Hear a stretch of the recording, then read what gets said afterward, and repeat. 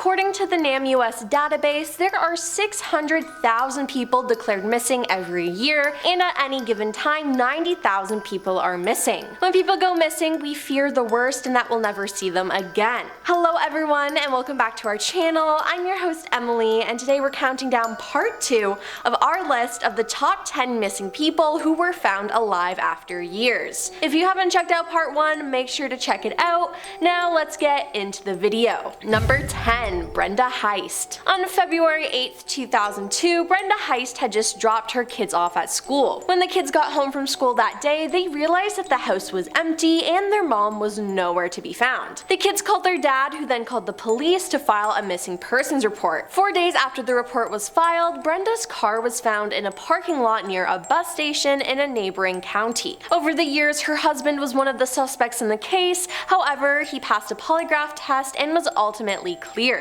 In 2011, her husband had Brenda declared legally dead, but in April 2013, he received a phone call saying that Brenda had been found alive. According to reports, Brenda turned herself in on some outstanding warrants and then informed deputies that she was a missing person. Brenda told detectives that she had gone to a park on that February day to relieve some stress. While sitting on a bench crying, 2 women and a man befriended her and convinced her to join them while they were going to hitchhike to Florida. She decided to go and parked her car in the parking lot near the bus station. She spent the next 11 years struggling with addiction, working odd jobs in hotels, and living out of an RV. During the 11 years she had been missing, she had used a fake name, and under that name she had warrants out for many crimes. Number 9.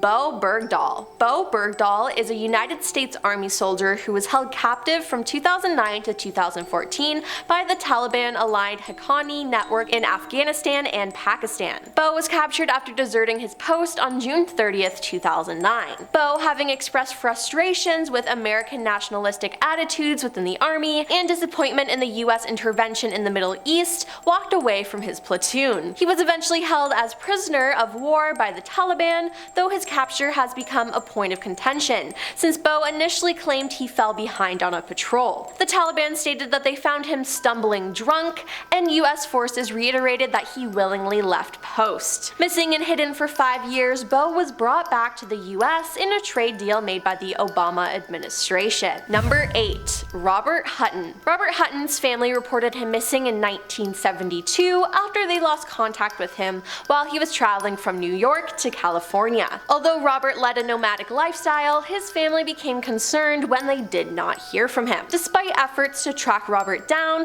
authorities were not able to find him and eventually closed the missing persons case, believing him to be dead. At the point of Robert's disappearance, Wayne Gacy had been on the loose in Chicago area, where Robert was suspected to have passed through. As a young man who often worked at construction companies similar to Wayne's, Robert seemed a likely victim. But authorities found Robert alive and well in rural Montana, and he was delighted that his family was still searching for him. He claimed that he'd been living life without a fixed address and had lost his family's contact information. By the 1980s, Robert had settled down in Colorado, opening his carpentry business. He made a few efforts to contact his family, but failed to track them down. Robert was delighted to be reunited with his father and sister, and they were to have found him. Sadly though, his mother passed away without ever knowing that her son was alive. Number 7. Patricia Kopta. In 1992, at the age of 52, Patricia Kopta disappeared. At the time, she was known as the street preacher, nicknamed the Sparrow,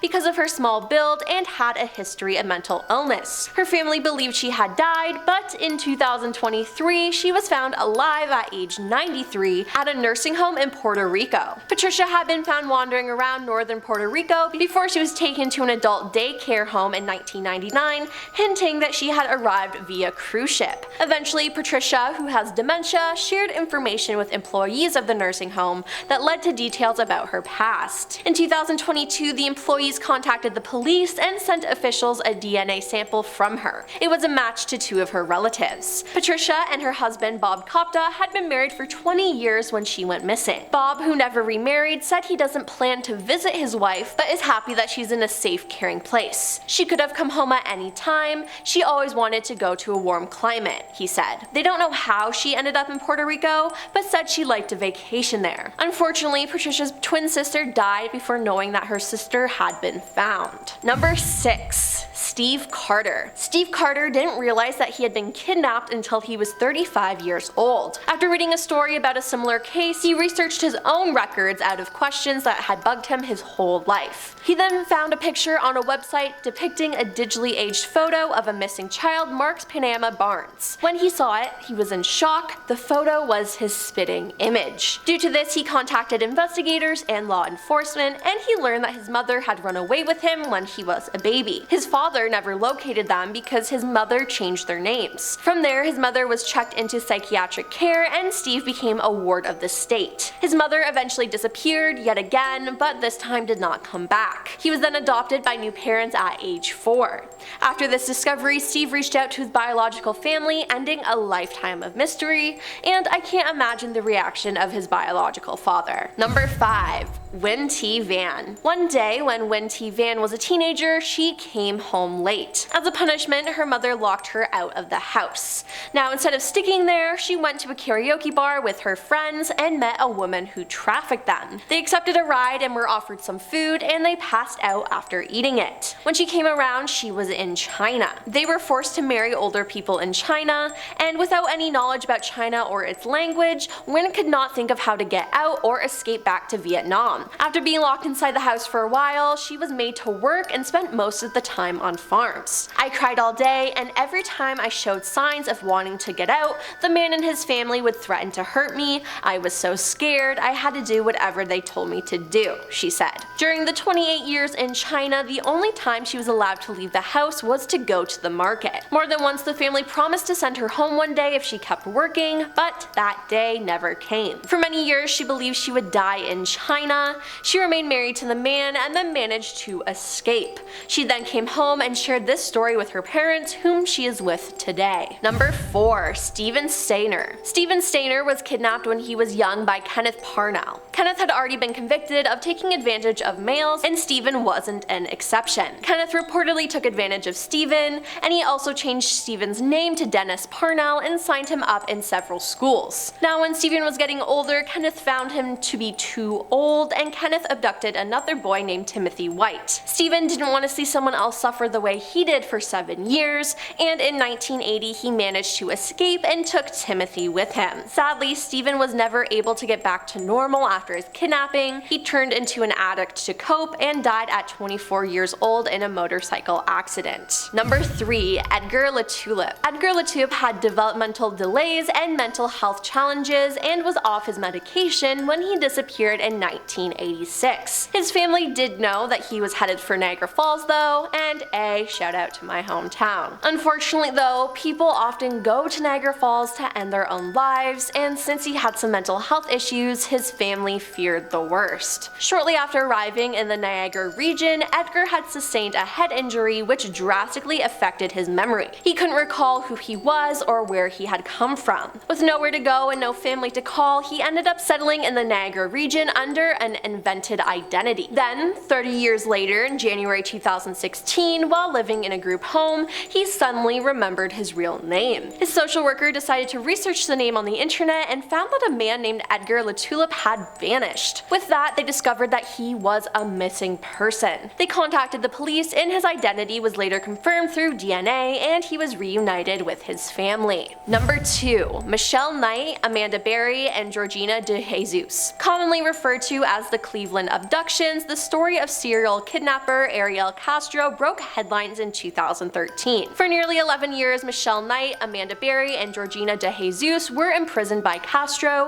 who repeatedly hurt and took advantage of them. They were taken between 2002 and 2004, and Amanda even gave birth to his child. Because the women were considered runaways by police, their case was never thoroughly investigated. It wasn't until 2013, when Castro's neighbor, Charles Ramsey, heard the 3 women crying for help inside the house, that officials realized that they were in fact not runaways. With the help of other neighbors, Charles broke down the cellar door and freed the women inside. Castro was charged with 4 counts of kidnapping and 3 counts of taking advantage of the women. He pled guilty to 937 crime counts as part of the plea bargain.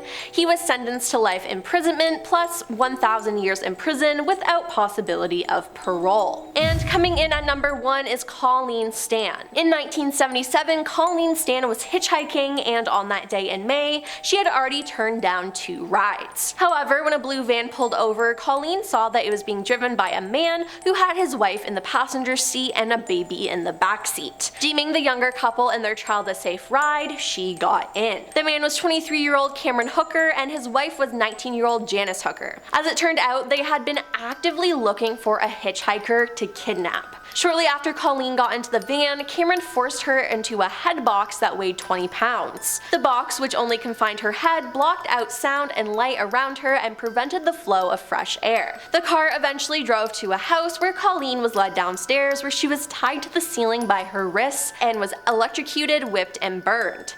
When the family moved to a mobile home, Colleen was kept in a coffin-like wooden box underneath the Hooker's bed for up to 23 hours a day, and she got the nickname of the girl in the box. Janice eventually confided in Colleen that she was brainwashed by Cameron and reported him to the police, where he was then arrested. At the trial, Janice testified against him for full immunity. Colleen's experience was described as unparalleled in FBI history. Cameron was found guilty and given consecutive terms, totaling a 104-year sentence. In 2015, he was denied parole, and it will be a minimum of 15 more years before he's eligible for parole again. Well, that's all for part 2 of our list of the top 10 missing people who were found alive after years. Which one on this list shocked you the most? Let us know in the comments down below, and hey, why not like and subscribe while you're down there? I'm your host Emily, and I'll see you next time. Peace.